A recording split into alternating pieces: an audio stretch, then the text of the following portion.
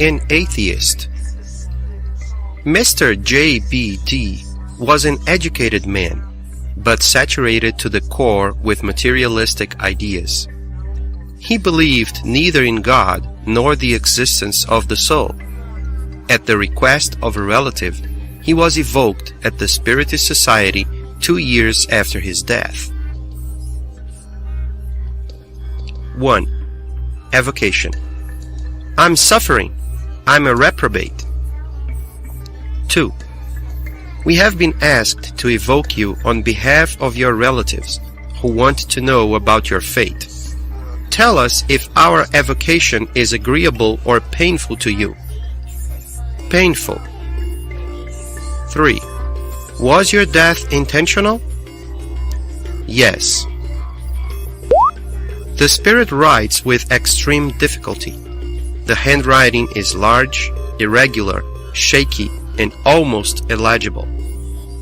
At the outset, he shows his anger by breaking the pencil and tearing the paper. 4. Do compose yourself. We will all pray to God for you. I am being forced to believe in God. 5. What motive did you have for killing yourself? Weariness of a life without hope. One thinks about suicide when life is hopeless. One also wants to escape unhappiness at any price. With Spiritism, the future unfolds and hope is legitimized, leaving suicide without purpose. Moreover, one realizes that through suicide one does not escape an evil, but falls into another one 100 times worse. That is why Spiritism already has saved so many victims from committing intentional death. Extremely guilty are those who, through scientific sophisms and the so-called name of reason, endeavor to believe in the desperate idea, the source of so many crimes and evils, that everything ends at death. They will be responsible not only for their own errors, but also for all the evils they have caused.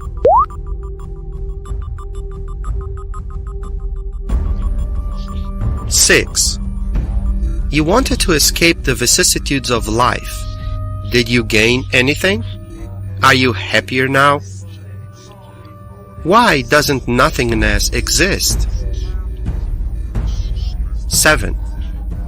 Please be so kind as to describe to us as well as possible what your present situation is. I'm suffering in being obliged to believe in everything I used to deny. My soul is like a furnace. It is being tormented horribly. 8. Where did you get the materialistic ideas you had when alive? In a previous existence, I was evil, and my spirit was condemned to suffer the torments of uncertainty throughout my life. That is why I killed myself. There is a whole corollary of ideas here. We often ask how there can be materialists, because, having passed through the spirit world, they should therefore have an intuition about it. Well, it is precisely this intuition that is denied to some spirits, who have preserved their pride and have not repented of their wrongs. Their trial consists in acquiring, during corporeal life and through their own reasoning, proof of the existence of God and the future life that they have incessantly in front of them. Often, however, their self-conceit at not believing in anything above themselves prevails, and they must endure grief until their pride is overcome and they finally surrender to the evidence. 9. When you drowned yourself, what did you think would happen to you? What were you thinking at the time? Nothing. It was nothingness for me. Afterward, I saw that I hadn't undergone all my punishment by committing suicide. I still had more to suffer. 10. Are you now thoroughly convinced about the existence of God, the soul, and the future life? Alas, I am terribly tormented because of it. 11. Have you seen your brother? Oh, no. 12. And why not? Why bring our torment together? Misfortune separates.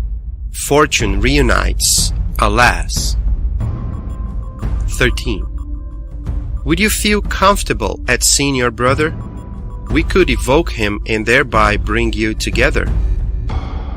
No, don't. I'm too low for that. 14. Why don't you want us to evoke him? Because he isn't happy either. 15. You are afraid of his presence, yet it might be beneficial to you. Not now, later. 16. Do you have any message for your relatives? That they pray for me. 17. It seems that in the social circles you used to frequent when alive, some people shared in your opinions. Would you have anything to say to them on the subject? Oh, those wretches! May they believe in another existence. That is the happiest wish I have for them. If they could understand my sad situation, it would make them think harder. Evocation of the brother, who had professed the same theories but did not commit suicide. Although he too is unhappy, he is calmer and his writing is clearer and more legible.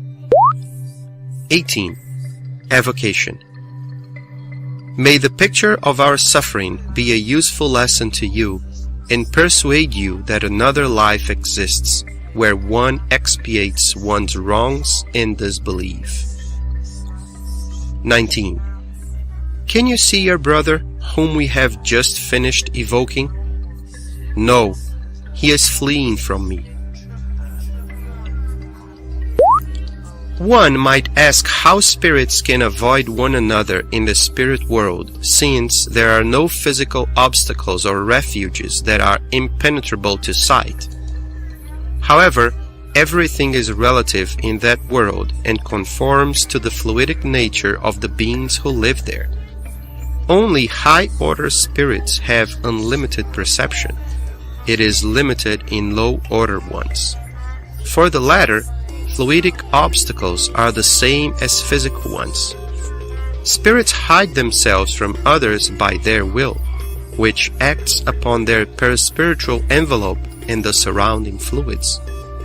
Nonetheless, Providence, who watches over each one individually like a mother over her children, grants or denies this faculty according to each spirit's moral disposition.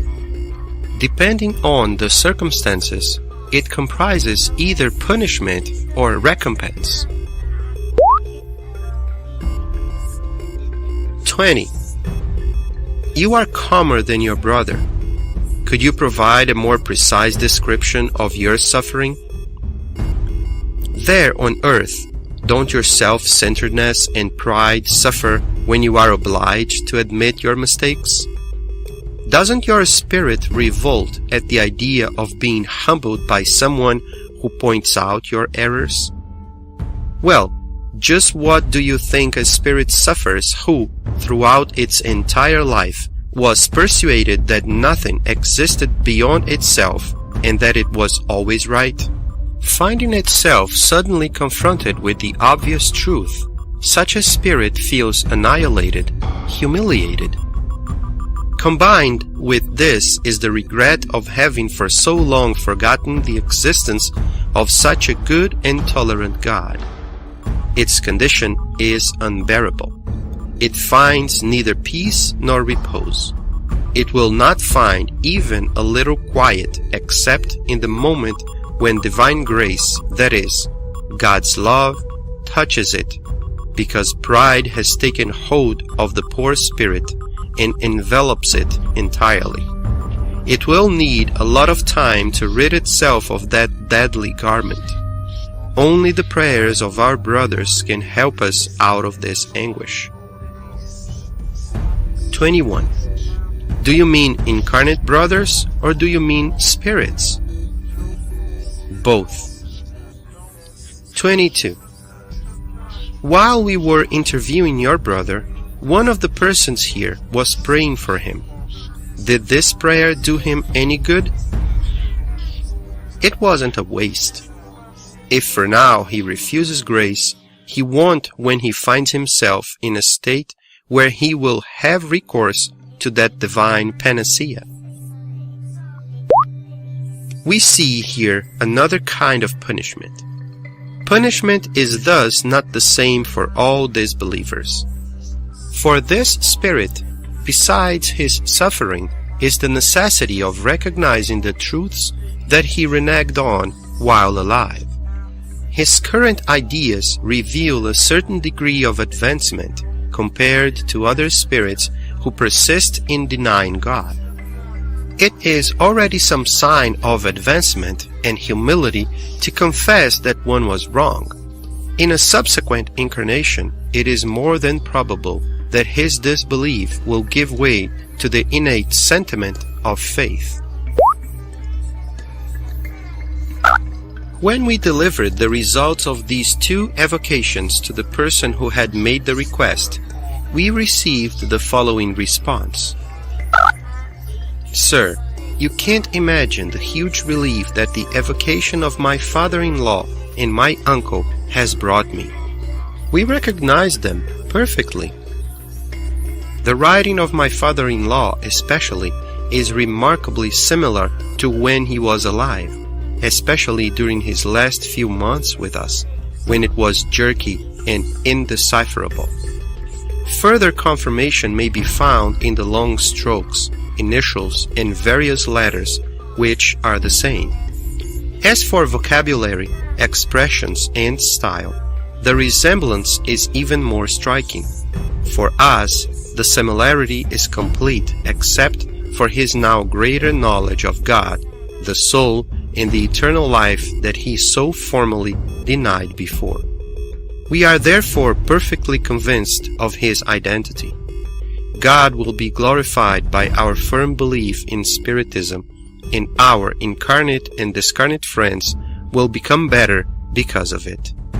The identity of his brother is no less obvious, the immense change from atheist into believer notwithstanding. We recognize his character, style, and turns of phrase. One word especially grabbed our attention, panacea, a favorite word of his, which he said and repeated all the time for all things. I showed the two communications to several persons who marveled at their veracity. However, the disbelievers who held the same opinions as my two relatives want even more categorical responses. For example, they would like for M.D. to disclose the place where he was buried, where he drowned himself, how he was discovered, etc., in order to satisfy and convince them. Would it be possible for you to evoke him again, and if so, to ask the following questions? Where and how did he commit suicide? How long was he submerged? Where was his body found? Where was he buried? And whether a religious or civil funeral was given to him? I beg of you, sir, to provide a categorical response to these questions, as it is essential for those who still doubt. I am convinced that great benefit will come of it. I'm ensuring that my letter gets to you by tomorrow, Friday, so that you can make the evocation at the Society's session that same day, etc.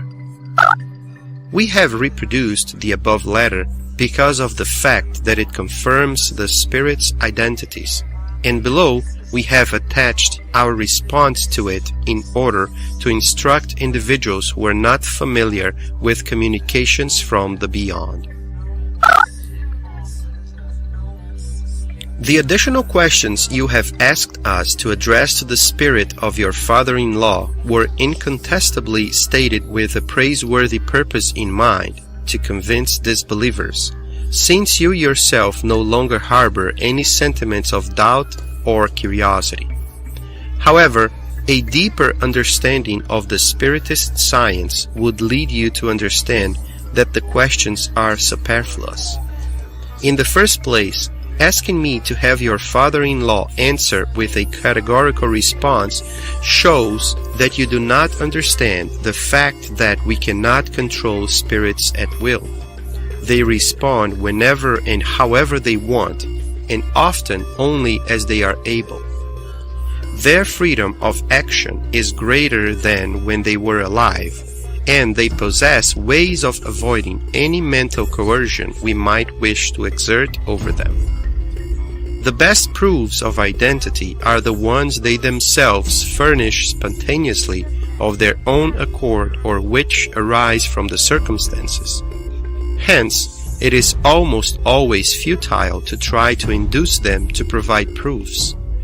According to what you have said, your relative has proven his identity beyond a doubt.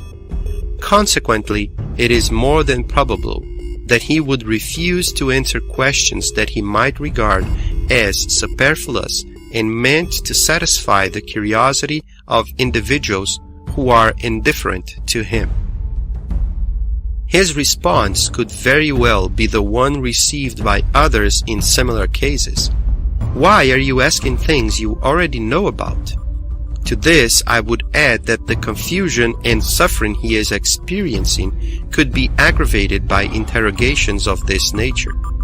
It would be like trying to elicit from a very ill person the details of his life while he can hardly think or speak. It would show a real lack of consideration for his situation. As for the result you are expecting, you can be sure that it would be fruitless.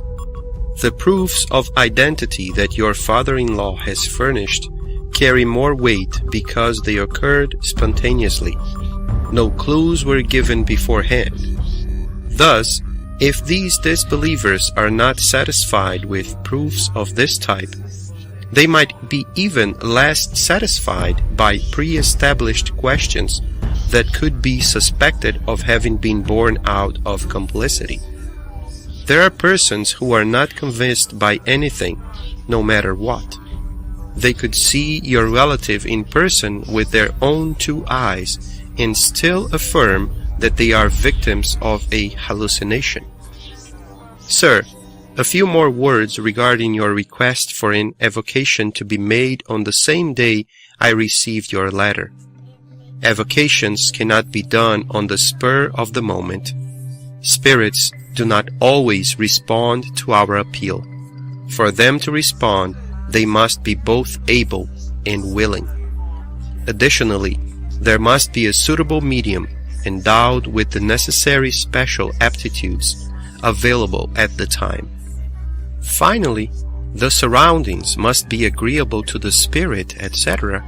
In other words, all the unpredictable yet important circumstances must be present if one wants to proceed profitably.